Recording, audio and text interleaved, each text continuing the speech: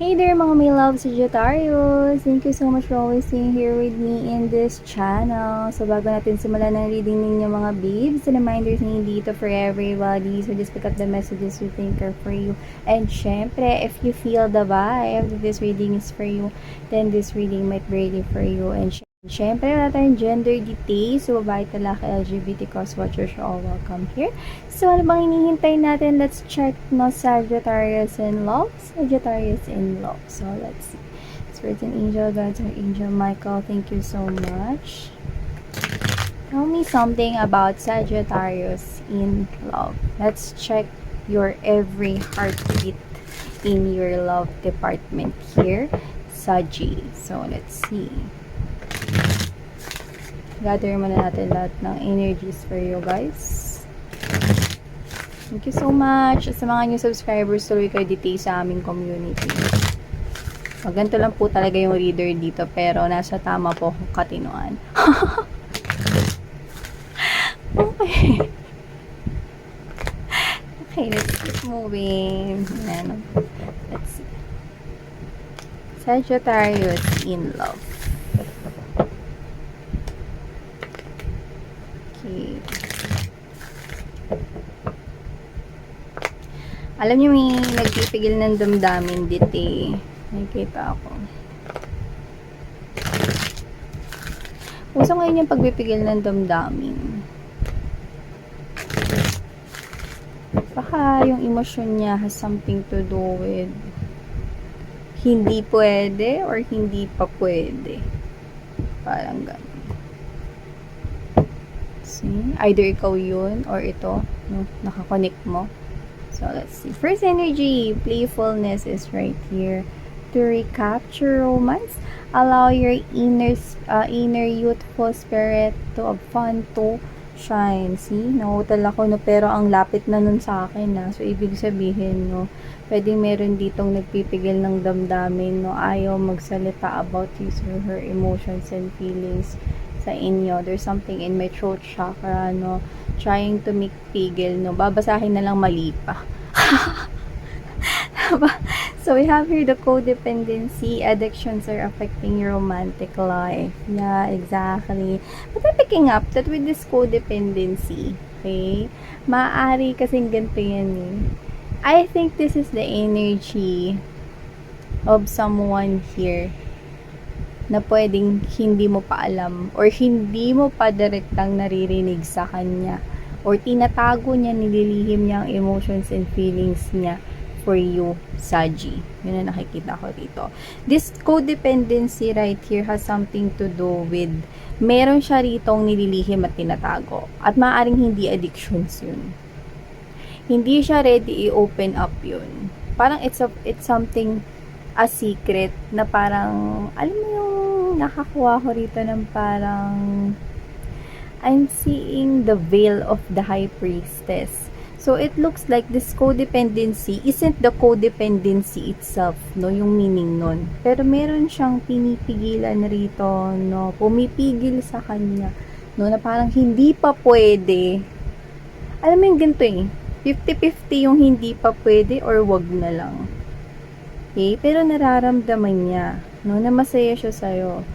The moment na nagpo-pull back siya, nagpo-pull back siya ng energy niya from you, mas lalong nagiging strong, no? Parang hinahatak siya rito pabalik, no? Or this is something strong, like a force right here, no? Na parang gusto kanyang layuan, pero hindi niya magawa. Okay? So, meron siya ditong sekreto, no, behind that veil of that high priestess we're in.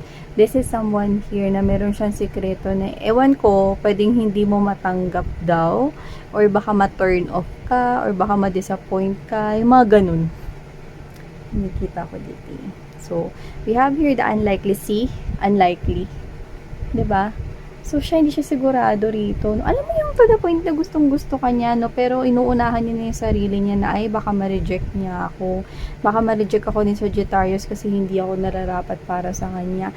Meron ditong isang, I'm hearing insecurity. Meron ditong isang insecurity itong tao na to. If either insecurity yun o sekreto niya na yun, na feeling niya hindi mo yun matatanggap.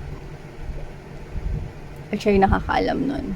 It's a secret na parang ang dating is baka ma-turn off ka or baka hindi mo siya bigyan ng chance, kahit yung chance, no? Basta pag sinabi niya yun sa'yo, parang tapos na agad yung connection ninyo.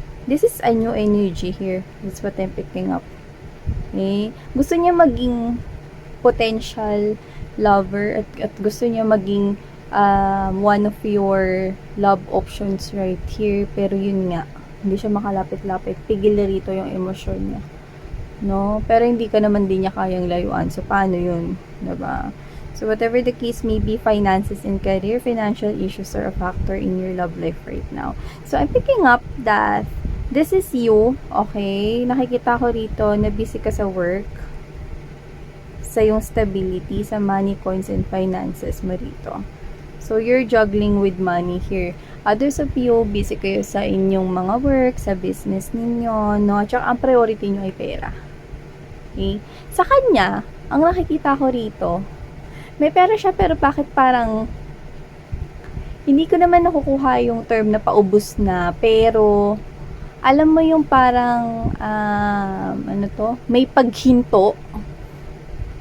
Hindi ko alam kung ano yung paghinto na yun, pero nakakita ako dito ng parang may parang pansamantala or temporaring blockage sa trabaho niya. So, either hindi kumikilos yung proyekto or kung ano man yung business nila, hindi yun ongoing yung project or may paghinto. Parang meron siyang problema in terms of sa pinagtatrabahuhan or kung saan siya kumukuha ng way of kanyang earning. Yun yung nakukuha ko rito. Pero temporary lang ito, so you do not need to worry, no? Hindi naman siya rito to the point na as in problema sa money or what, no? Kasi may ipon siya. Yun yung nakikita ko rito, okay? And so, you are in this type of energy with this finances and career. This is your focus here, Sagittarius. And more likely, ang nakikita ko rito, hindi mo rin napapansin itong tao na to, okay? Especially kung kilala mo na siya. Kasi for others of you, pwedeng kilala mo na siya. Hindi mo lang alam na may feeling siya for you. Okay? And if this is a new energy here na hindi mo naman siya kilala, okay? It's like, parang, ay, wala akong time for love eh. Parang, pwede bang next month na lang yun? Or parang pwede bang pag di na ako busy. Mga ganun. So, yeah, I'm seeing that your focus here is money. And we have here the big happy changes. Yeah, this is you. May pinupurso ka kasi since this is you na busy ka sa yung work, sa stability, sa pag-iipon mo rito, na nakikita ko rito na itong big happy changes ay nasa side mo. Yeah. So, when it comes to love right here, it looks like someone here na ipapadala ni universe for you, no, is I don't know, pero I don't think na ito yung energy na yun. Either meron pang isang energy na papasok or meron pa ritong i-reveal si universe sa inyo, pero not now. Kasi you're still in this type of energy. You're gonna enjoy pa kasi the fruits of your labor. So whatever the case may be, nakita ko rito, no, na kung sino man to, alam mo yung intuition niya, sinasabi na baka hindi mo siya magustuhan. Well, actually, if I'm gonna look at this from this view, hindi ko talaga alam kung bakit hindi mo siya magugustuhan at kung ano ba talaga yung tinatago niya na yun sa'yo. Pero I think, ang magiging sagot mo dyan is, you're gonna reject that person.